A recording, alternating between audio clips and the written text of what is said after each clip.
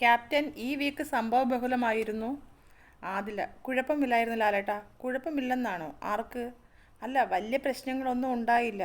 അതിന് ക്യാപ്റ്റൻ അവിടുത്തെ വലിയ പ്രശ്നങ്ങളിലൊന്നും ഇടപെടുന്നത് കണ്ടില്ലല്ലോ. എങ്ങനെയുണ്ടായിരുന്നു ക്യാപ്റ്റൻസി? ലാലേട്ടൻ ആദിലയോട് ചോദിക്കുക. നന്നായിരുന്നു ലാലേട്ടാ. എന്ന് ആര് പറഞ്ഞ്? അപ്പോൾ ലാലേട്ടൻ നൂറയോട് ചോദിക്കുന്നു. നൂറ, എങ്ങനെയുണ്ടായിരുന്നു ആദിലയുടെ ക്യാപ്റ്റൻസി? ഞാൻ ഉപദേശങ്ങൾ കൊടുത്തു.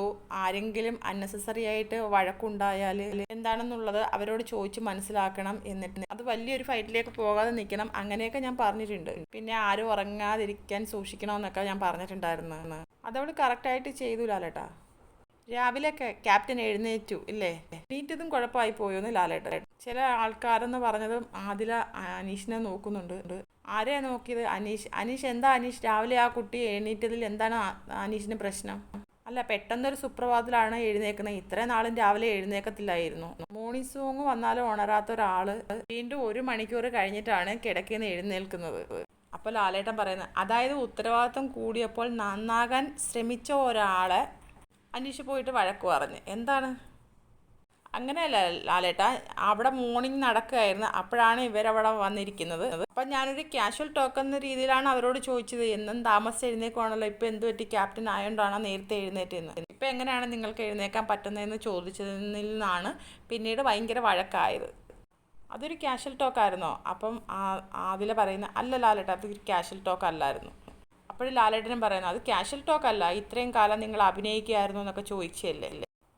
അത് ചോദിച്ചു എന്ന് അനീഷ്. അപ്പോൾ ലാലേട്ടൻ, ഓ അപ്പോൾ ഇത് ക്യാഷ്വൽ ടോക്ക് ആയിരുന്നോ?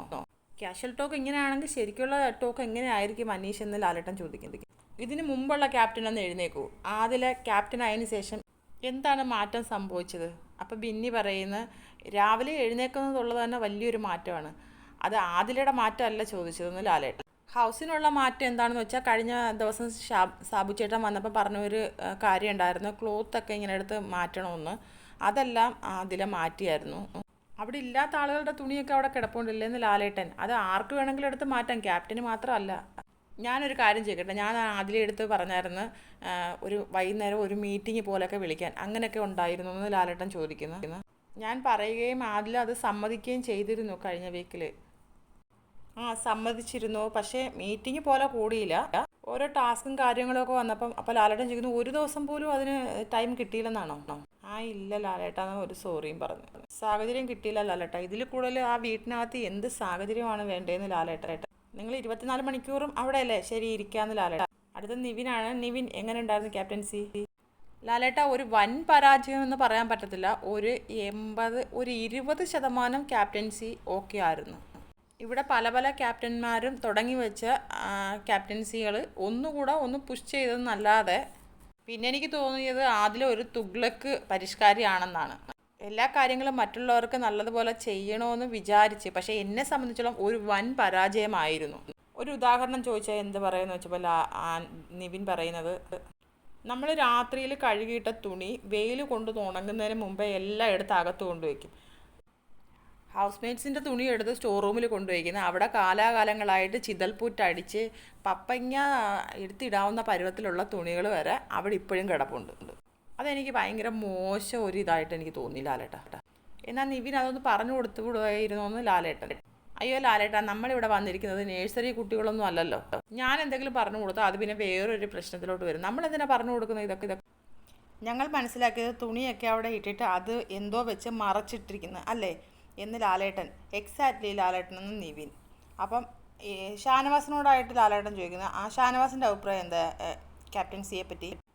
കുഴപ്പമില്ലായിരുന്നു ലാലേട്ട, ആരെ ഉറങ്ങാനൊന്നും സമ്മതിച്ചില്ല. നമ്മളൊക്കെ ഉറങ്ങുവാണെങ്കിൽ വന്ന് മുഖത്ത് വെള്ളം തളിക്കുമായിരുന്നു. പിന്നെ തുണിയൊക്കെ ക്ലിയർ ചെയ്തെന്ന് പറയുന്നു. അപ്പോൾ ലാലേട്ടൻ ചോദിക്കുന്നത്, ഇതിന് എതിരഭിപ്രായമുള്ള ആരെങ്കിലും ഉണ്ടോയെന്ന് ചോദിക്കുന്നത്. ഉണ്ട് ലാലേട്ട എന്ന് പറഞ്ഞ് അനീഷ് എഴുന്നേക്കുവാണ്. അനീഷ് പറയുന്നത്, ആദില തന്നെ ഉറങ്ങിയ സാഹചര്യങ്ങൾ ഉണ്ടായിട്ടുണ്ടെന്ന്. എനിക്ക് ആ ക്യാപ്റ്റൻസി അത്ര നല്ല രീതിയിൽ തോന്നിയില്ല ലാലേട്ട. ബിഗ് ബോസ് തന്നെ ആദിലയോട് ഓരോ കാര്യങ്ങൾ ചെയ്യാൻ പറയുന്നുണ്ടായിരുന്നു. അങ്ങനെ നോക്കുമ്പോൾ ആദില ഒരു സ്ട്രോങ് ആയിട്ടുള്ള ക്യാപ്റ്റനായിട്ട് എനിക്ക് തോന്നിയില്ല. അനീഷിനോട് ഞാൻ ചോദിക്കുക, ഇത്രയും ദിവസം അവിടെ നിന്നൊരു കൊള്ളാവുന്ന ഒരു ക്യാപ്റ്റനായിട്ട് തോന്നി ആരെയാണെന്ന്. അനീഷ് പറഞ്ഞ ആദ്യത്തെയൊക്കെ ക്യാപ്റ്റൻ നല്ലതായിരുന്നെന്ന്. അപ്പോൾ ലാലേട്ടൻ ചോദിക്കുന്നു, ആദ്യത്തെ ക്യാപ്റ്റൻ ആരാ? അനീഷ് അല്ലേന്ന് ചോദിക്കുന്നു. അല്ല, അത് കഴിഞ്ഞിട്ട് വന്ന ഷാനവാസ് ആണെങ്കിലും പിന്നെ ആര്യനാണെങ്കിലും എന്ന് പറയുന്നു. ആര്യൻ അപ്പോൾ ഒരു മോൻ കൊണ്ടൊരു പോസ്റ്റ് കാണിക്കുന്നുണ്ട് അവിടെ ഇരുന്ന്. അപ്പോൾ ലാലേട്ടൻ ചോദിക്കുന്നു, ആര്യൻ എന്താണ് എന്ന് ചോദിക്കുന്നു. അല്ല, ആര്യനൊരു പ്രത്യേക മുഖം കൊണ്ട് കലാഭവൻ ഗോപി സാറിൻ്റെ മുഖമുദ്രയൊക്കെ കാണിക്കുന്നുണ്ടെന്ന് കളിയാക്കി ലാലേട്ടൻ പറയുന്നു. അല്ല ലാലേട്ട, ആദ്യത്തെ ക്യാപ്റ്റൻ നന്നായെന്ന് പറഞ്ഞപ്പോൾ എനിക്ക് ഏകദേശം മനസ്സിലായി പുള്ളി തന്നെ നല്ലതെന്ന് പറയുന്നത്. അപ്പോൾ ലാലേട്ടൻ അടുത്ത ലക്ഷ്മിയോടാണ് ചോദിക്കുന്നത്. ലക്ഷ്മിക്ക് എന്തോ കാര്യങ്ങൾ പറയാനുണ്ട്. എങ്ങനെ ഉണ്ടായിരുന്നു ക്യാപ്റ്റൻസി?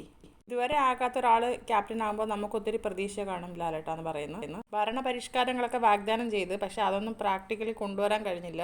എന്താണ് കറക്റ്റ് ചെയ്യേണ്ടതെന്നൊന്നും വലിയതായിട്ട് പുള്ളിക്കാർക്ക് ധാരണയില്ലായിരുന്നു. ലക്ഷ്മി എന്തെങ്കിലും പറഞ്ഞു കൊടുത്തായിരുന്നു ഇങ്ങനെ ചെയ്യണമെന്നൊക്കെ? ഞാനൊന്നും പറഞ്ഞു കൊടുത്തില്ല. ബേസിക് സ്വഭാവങ്ങളൊക്കെ വെച്ച് തന്നെയായിരുന്നു ക്യാപ്റ്റൻ ആയിരുന്നത്. പ്രൊവോക്കിംഗ് ഒക്കെ വലിയ രീതിയിലായിട്ട് പറഞ്ഞു കൊടുക്കേണ്ട ഒന്നും ഉണ്ടായില്ല എന്ന് ലക്ഷ്മി പറയുന്നു. ശരിയെന്ന് പറയുന്നു. അടുത്ത അനിമോളെയാണ് ലാലേട്ടൻ വിളിക്കുന്നത്. അനിമോൾക്ക് എന്താണ് പറയാനുള്ളതെന്ന് ചോദിക്കുന്നു. അനിമോൾ വേറെ എവിടെയോ പോയോ എന്ന് ചോദിക്കുന്നു. ഇല്ലില്ല ലാലേട്ടാ, അങ്ങനെ ഉണ്ടായിരുന്നു ആതിരയുടെ ക്യാപ്റ്റൻസി. കുഴപ്പമില്ലായിരുന്നോ? അങ്ങനല്ല എന്ന് പറയുന്നത്. കിച്ചന് വേണ്ടിയിട്ടും ഫ്ലോറിന് വേണ്ടിയിട്ടും ടോയ്ലറ്റിന് വേണ്ടിയിട്ടും കുറച്ച് പേരെയൊക്കെ ആൾ നിയമിച്ചിട്ടുണ്ടായിരുന്നു. അവരൊക്കെ കുറച്ച് കുഴപ്പമുണ്ടായിരുന്നു. ഫ്ലോറൊന്നും ക്ലീൻ അല്ലായിരുന്നു. കിച്ചൺ ടൈമിൽ ഫുഡൊന്നും കിട്ടിയിട്ടില്ല. ഇതൊക്കെ ഏറ്റവും വലിയ കുഴപ്പങ്ങളല്ലേ എന്ന് ലാലേട്ടൻ. പിന്നെ അവിടുത്തെ ഡ്രസ്സ് മാറ്റി, അതൊരു വലിയ കാര്യമായിരുന്നു. പിന്നെ അനീഷേട്ടനായിരുന്നു എപ്പോഴും സ്റ്റോർ റൂമിൽ നിന്ന് മെഡിസിനൊക്കെ എടുക്കുന്നത്. അത് ഈ പ്രാവശ്യം ആതിര തന്നെ ചെയ്ത്. അപ്പം 100-ൽ എത്ര ശതമാനം കൊടുക്കാൻ പറ്റുമെന്ന് ചോദിക്കുന്നു. അപ്പോൾ അനിമോൾ പറയുന്നത് 100-ൽ ഒരു 60% കൊടുക്കാമെന്ന്. 60 കൊടുക്കാമല്ലേ എന്ന് ലാലേട്ടൻ. അടുത്ത ലാലേട്ടൻ അക്ബറിനോടാണ് ചോദിക്കുന്നത്. എങ്ങനെ ഉണ്ടായിരുന്നു അക്ബർ? വലിയ തരക്കേടില്ലാത്ത ഒരു ക്യാപ്റ്റൻസി ആയിരുന്നു ലാലേട്ട. ഈ ഒരു കാര്യം ഇപ്പോൾ എല്ലാവരും പറഞ്ഞ് ഉറങ്ങാത്തതും മെഡിസിൻ എടുക്കുന്നതും ഒക്കെ. എനിക്ക് തോന്നുന്നത് എന്താണെന്നറിയാമോ, കള്ളൻ്റെ കയ്യിൽ താക്കോല് കൊടുത്തതുകൊണ്ട് കള്ളൻ കുറച്ച് നന്നാവാനുള്ളൊരു ശ്രമം കള്ളൻ്റെ ഭാഗത്തുനിന്ന് ഉണ്ടായി എന്ന് പറയുന്നു. കാരണം ഈ മൈക്ക് മാറ്റി സംസാരിക്കുന്ന സ്വഭാവം അനിമോൾക്കും ആദിലേക്കൊക്കെ ഉണ്ട്. ആദിലും 100 അനിമോളുമാണ്. അപ്പോൾ ആ ഗ്യാങ്ങിൽ ആദിലും ഉണ്ടാവാറുണ്ടല്ലോ. ഏട്ടൻ പറയുന്ന നമ്മളും കേൾക്കാറുണ്ടെന്ന്. ക്യാപ്റ്റൻ ആയതുകൊണ്ട് ഇപ്പോൾ ആ ഗ്യാങ്ങിൽ പെടാൻ പറ്റത്തില്ലെന്ന്. ഇല്ലില്ല, അവരൊക്കെ അത് ഇപ്പോഴും ചെയ്യുന്നുണ്ടെന്ന് ലാലേട്ടൻ. ഇന്നലെ അവർ സംസാരിച്ച് അത് അവർക്ക് കേൾക്കാൻ പറ്റില്ലെങ്കിൽ നമുക്ക് നല്ല വ്യക്തമായിട്ട് കേൾക്കാൻ പറ്റുന്നെന്ന് ലാലേട്ടൻ. വളരെ പതുക്കെയാണ് അവർ സംസാരിക്കുന്നത്, പക്ഷേ ഏറ്റവും നന്നായിട്ട് ഞങ്ങൾക്ക് കേൾക്കാം. ഇപ്പോൾ ലാലേട്ടൻ പറയുന്ന ഒരു കള്ളൻ്റെ കയ്യിൽ താക്കോല് കൊടുത്ത പോലെ ആയില്ലേ? ഇരിക്കുക. അപ്പം നമുക്കൊരു കള്ളൻ്റെ കഥ പറയാം. ഒരു റിലേ പോലെ. ബാക്കി ആര് പറയണമെന്ന് ഞാൻ പറയാമെന്ന് ലാലേട്ടൻ പറയുന്നു. പറഞ്ഞു കഴിയുമ്പോഴത്തേക്ക് ഒരിടത്ത് വെച്ച് ഞാൻ നിർത്താം, അതിൻ്റെ കണ്ടിന്യൂഷൻ പോലെ. അപ്പോൾ അടുത്ത കഥയുമായിട്ട് ഞാൻ വരാം. എൻ്റെ വീഡിയോ എല്ലാവരും ഒന്ന് സപ്പോർട്ട് ചെയ്യണേ. ചാനൽ സബ്സ്ക്രൈബ് ചെയ്യണേ.